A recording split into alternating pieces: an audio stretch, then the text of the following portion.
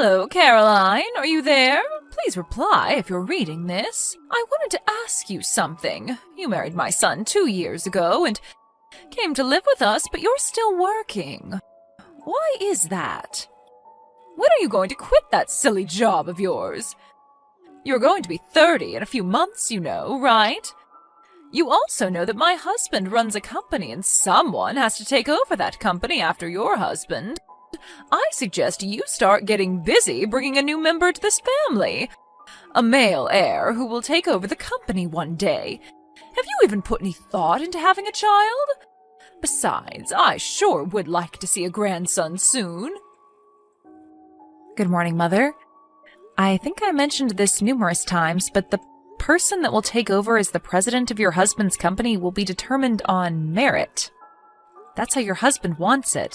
He's not going to have a family member just take over because this person is a relative. Well, that's all very virtuous and all, but that's not the real world, Caroline.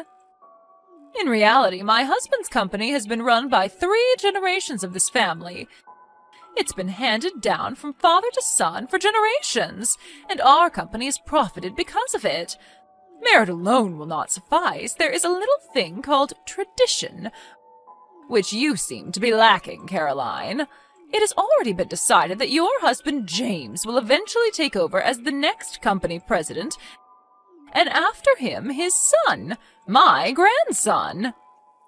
Yes, well, tradition is all very good and all, but times have changed, Mother. I'm not saying it's wrong. If the person taking over is competent, whether that be James or someone else, I'm all for it. Will you stop contradicting me? You always find a way to refute everything I say. My husband has informed me that you are a very competent and reliable employee, but your competence and this issue are completely different. You are in no position to determine company policy. You're just another employee. I suggest you keep your nose out of it. I think that applies to you more than it does to me, don't you think? Pardon me? The person that will be promoted to that position concerns all the employees, and that person's decisions affect us all. You've never in your life worked at your husband's company. It seems obvious that it's you that has no right to decide who becomes the next company president or any other position. How dare you? How could you say that? I'm this company president's wife, for God's sakes. I certainly do have the right. Yes, I'm quite aware of that, but that makes no difference whatsoever. Makes no difference? Have you lost your mind, Caroline? I'm in possession of all my faculties, thank you. Do you really think that just because you're the president's wife that you can make such an important decision? Well, I have the right to. Just doesn't seem logical to me is all. This is getting nowhere. All you have to do is just stop complaining and work on giving us a grandson so that someday he will be able to take over this company and continue this long-established custom. If you have time to spurt such nonsense, I suggest you use your time more wisely by having a child. Right now, I'm giving my work priority above all, and I've talked long and hard about this with Jim. Pardon me?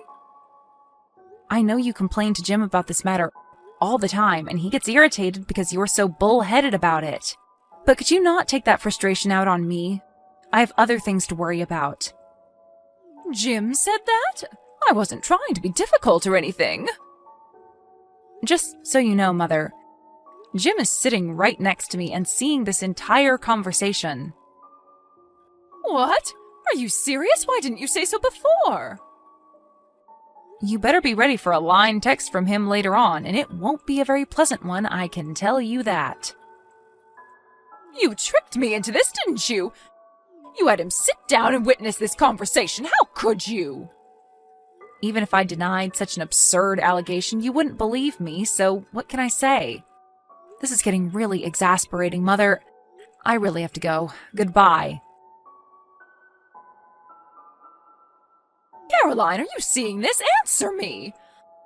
I want you to come home right away and do a little cleaning. The place is a total mess.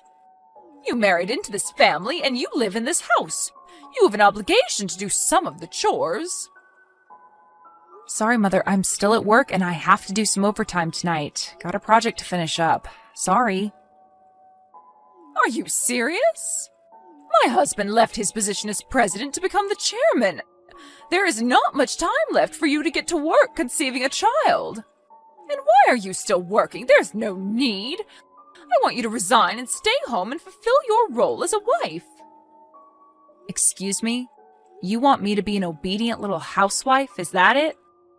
Are you all right, Mother? You know I'm not the type. Like I said, I give my work priority above all. Are you still going on about that?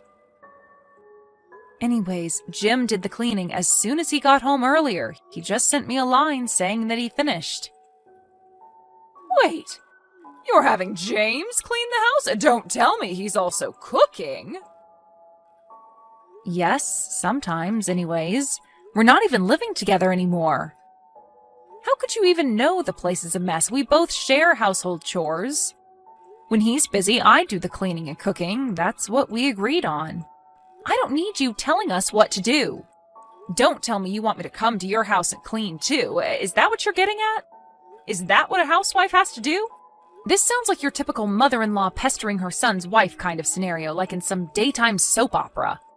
We didn't opt to live near you guys just so you would pester us day and night. How could you say that? It's a mother's duty to look after her son and, in extension, his wife. To pass the experiences of being the wife of a company president. I'm sorry, Mother, but before you start with all the same old hot air again, I received permission from Jim to respond however I saw fit. Just so you're aware. Jim gave you permission? And what's this about hot air? Also, I'm going to be pretty busy with this current project, so if you send me any messages that sound like the same old spiel, well, I'm simply not going to respond. Wait, what? So you're just going to ignore me, is that it? Yes, I already got Jim's permission to do it. Jim would never allow such a thing. I better have a talk with him about this nonsense. I really can't have you interfering with my work. We're in a crucial phase now, so I would appreciate your cooperation, Mother. You really know how to anger someone, Caroline. Yeah, well, whatever. How could you just ignore your mother-in-law, for Christ's sake? Always giving your work priority and shunning your responsibilities at home. What kind of a wife are you, anyway? I will make you listen and obey me. Mark my words, Caroline. You'll regret talking to me that way. Mother, have you gone totally nuts? Why did you go into our house without permission? And why did you change the locks? How do you expect us to get in? Are you trying to lock us out of our own home? Do you realize what you're doing, Mother? And besides, where the hell did you get a spare key? I never gave you one, and neither did Jim. I simply took my son's key and had a spare made down at the mall. Hold on a second, Mother. You had a spare made without us knowing? Yes, when he visited us last month, I saw his key case on the kitchen table. And when Jim and my husband were watching that football game, I drove down to the mall and had a spare made. He never knew it was missing. You just went and made a spare key to our house? For what, may I ask? Yes, that's because you two would never give me one. Jim promised he would when you first moved in. If I don't have a spare, how am I supposed to go over there and check the place and see that you're doing your duty properly? Mother, do I really have to explain? Stop right there, Caroline. If you want to enter this house again, I suggest you admit that you were wrong and obey my every demand. I want you to pledge that you will never disobey me, the mother of your husband, the current company chairman. And you mustn't forget that I'm the current president's mother. I want your solemn oath that you will never, ever again defy or refuse to obey your mother-in-law. I want your word or you're not entering this house. Wait a second. Did you just say the current president's mother? I'm not sure I understand you. That's right. Why is it so surprising? Just leave company matters to the current president. That would be my son and focus on conceiving a child. You're the president's wife. There's no reason for you to work. Do as I say, Caroline, or there will be consequences. If you're so dedicated to your job, well, you can continue, but that means you'll have to divorce my son. And that's final. Oh, okay. So that's what you want me to do, huh? You want me to just resign from this company? Am I understanding you correctly, Mother? That's exactly what I'm trying to tell you. Have you finally gotten that through your little head? There are plenty of other employees that can take your place. That's what a company is for. You work, and when your time comes, you retire to raise a family. It's the normal course of things. Simply just resign and focus on bringing us a grandson. That's your role. It's about time you learned that, Caroline. Oh, okay, Mother. That means we'll just have to see the demise of this company, I suppose.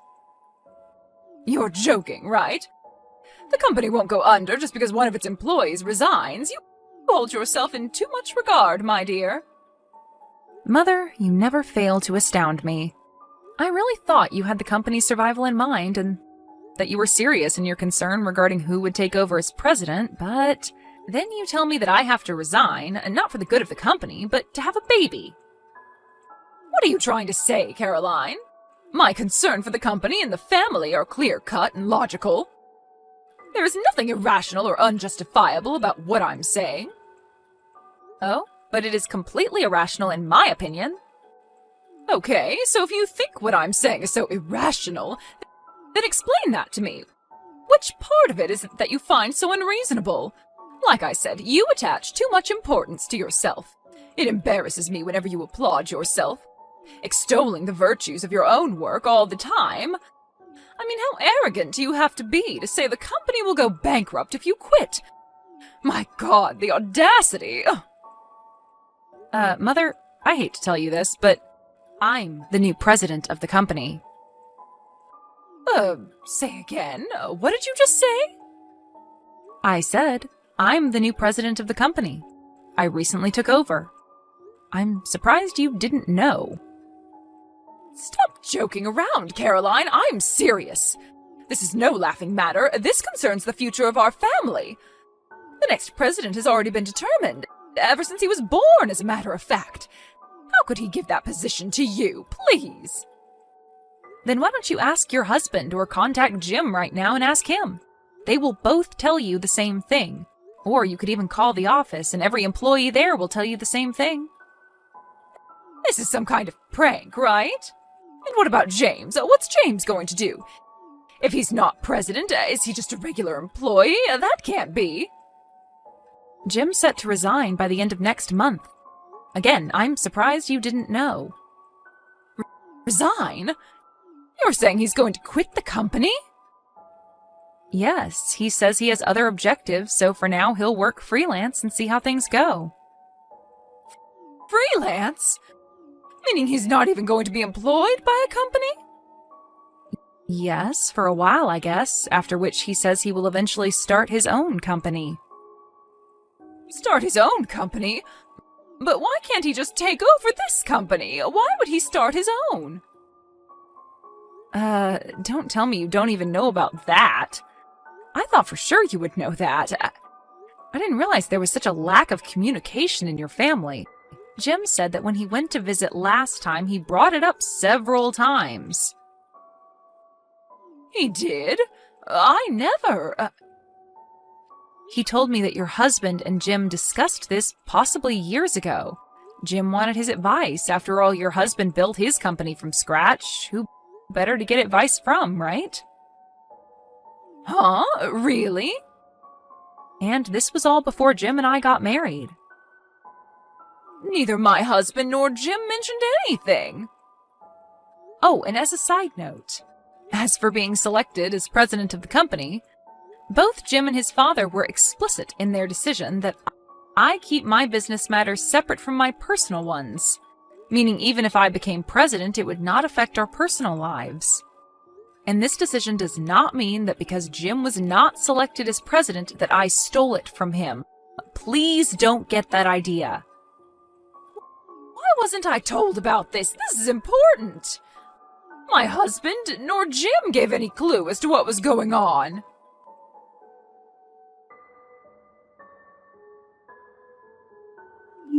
Caroline, answer me right this second. Why is my husband divorcing me? What did I do that was so wrong?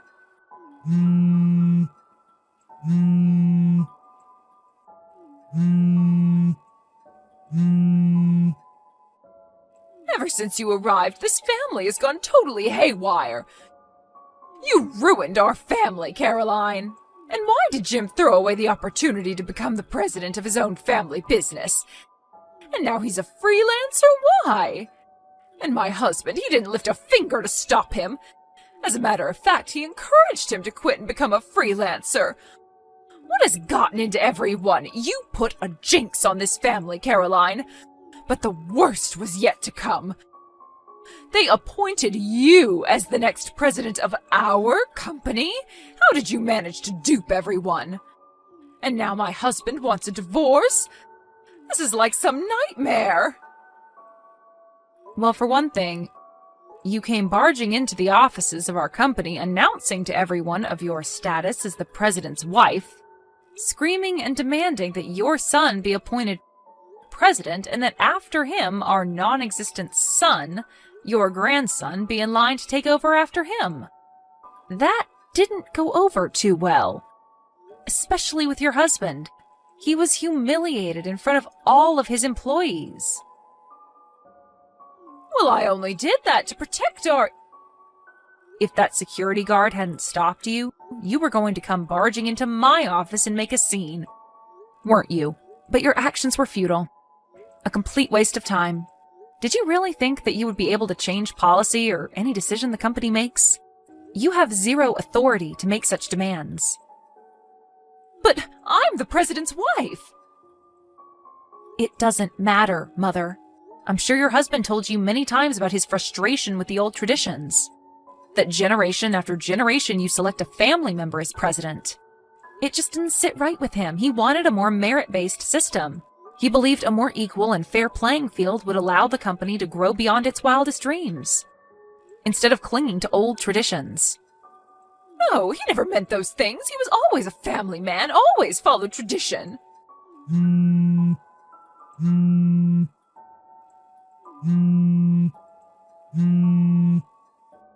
Please, Caroline, talk to my husband and ask him to rescind this silly divorce. He doesn't need to do this. I'll change. Please convince him. I really can't do that, Mother. It's really not my concern. Why? Why can't you at least do this little favor for me? Please, Mother, work it out yourself. I have nothing whatsoever to do with your marriage. It's kind of late. I have to get some sleep. Goodbye. Please, Caroline, help me. Okay, I'll give you my blessing. How's that? I give you my blessing that you become the next president. Will you then help me in return? And about who will take over after you, well, I'll leave that up to you and James. You two can make that final decision. I won't interfere at all. What do you say, Caroline? Please? Please convince my husband to think it over. Please? Caroline, are you still there? Please don't cut me off. Please, Caroline, I need your help. Actually, my father-in-law told her that he was considering me as the next president, but she just wouldn't listen. Her mind just seemed to shut down whenever he brought up the subject. She couldn't accept the fact. The only thing that was on her mind was that her son was destined to become the next president, and that the wife would have to stay at home and have babies. Eventually, I was appointed as the next president, but that fact never entered my mother-in-law's mind in the slightest. Her son was the only person in the world that would be appointed, and that was that. There was no convincing her. She was so programmed by her self-delusions, a form of self-hypnosis, if you ask me. It was probably in that state of mind that made her barge into the office and cause the embarrassing scene in front of all those employees. My father-in-law was so infuriated by the incident that he began to question why he was even married to her, which eventually led him to file for divorce. After the divorce went through, she received a comfortable settlement and returned to her grandparents' home back east. But her spendthrift ways as the president's wife never really waned, and her savings quickly diminished. Her grandparents were worried that she would next target their meager savings and pension, and quickly cut ties with her. I heard she was living all alone in some beat-up apartment downtown doing various part-time jobs to make ends meet.